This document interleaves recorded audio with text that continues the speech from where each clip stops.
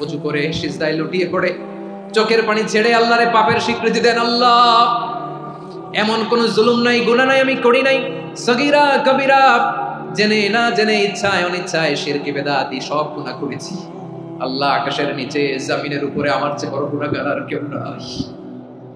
চোখের পানি ছেড়ে আল্লাহরে বলেন, আল্লাহ, আমি ছাড়া তোমার গোলামের অভাব নাই, তুমি ছাড়া আমার দ্বিতীয় কোনো রব নাই, তুমি ছাড়া তো কেউ আমার গুনাহ ক্ষমা করার নাই, তুমি আমার রব, তুমি আমার সব। বলতে পারবেন?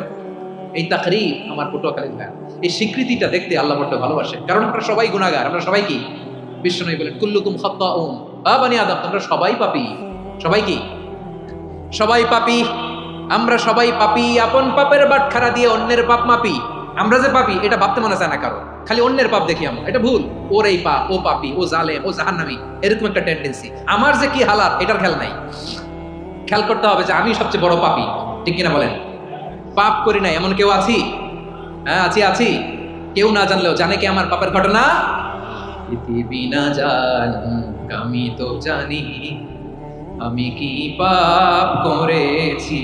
হায় ও আমার কলিজার টুকরা ভাইয়েরা, মাথাটাকে নিচু করে জীবনের সব গুনার ফিরিস্তিগুলো একটা একটা করে স্বীকার করে আল্লাহরে বলেন, আল্লাহ, আমি পাপী। আল্লাহ, আমার চেয়ে বড় পাপী এই দুনিয়াতে কেউ নাই। আকাশের নিচে জমিনের উপরে আমার চেয়ে বড় পাপী কেউ নাই। একটা একটা করে আল্লাহ স্বীকার করি আমি পাপী। সব পাপের স্বীকৃতি দিলাম। পৃথিবী না জানুক আমি তো জানি, আমি কি পাপ করেছি। হায় আমার পাপের করলে বিচার, বাঁচার আমার নাই উপায়। দয়াময় তুমি মাফ করো আমায়, মাফ করো আমায়। আল্লাহ তাআলা যদি দয়া করে আমাদেরকে মাফ না করে, আমাদের বাঁচার কোনো উপায় নাই। আপনি কি ভেবেছেন আপনার নামাজ দিয়ে আপনি জান্নাতে যাবেন? আপনি তাহাজ্জুদ গুজার, সেজদা দিতে দিতে কপালে দাগ ফেলেছেন, এটা আপনারা জান্নাতে নেবে না।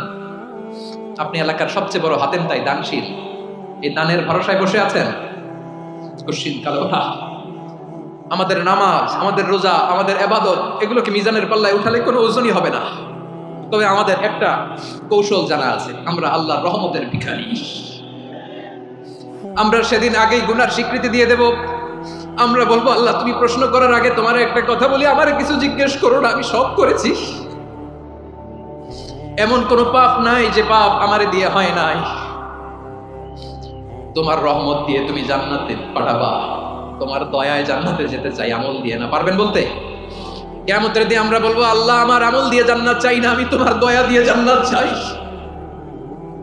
তোমার দয়া ছাড়া আমার কোনো উপায় নাই। কারণ আল্লাহ যদি বিচার করে, বাঁচার কারো উপায় নাই। আল্লাহ যদি বলে ফেলেন তুই এটা করলি কেন, ওখানে গেলি কেন, কোরআনে 1000 বার নিষেধ করলাম তারপরেও এই পাপে জড়ালি কেন, এরকম প্রশ্ন ছুড়ে দিলে আমার উত্তর আছে? বাঁচার কোনো উপায় আছে? রোজ হাসরে হে আল্লাহ আমার করুণা বিচার, আল্লাহ করুণা বিচার। বিচার চাই না তব দয়া চাই, এ গুনাহগার করুণা বিচার। আপনার আমল দিয়ে জান্নাতে যাবেন? কি দিয়ে যাবেন? আল্লাহর দয়া দিয়ে। আল্লাহর রহম আর দয়া ছাড়া কেউ জান্নাতের চেহারাও দেখতে পাবে না।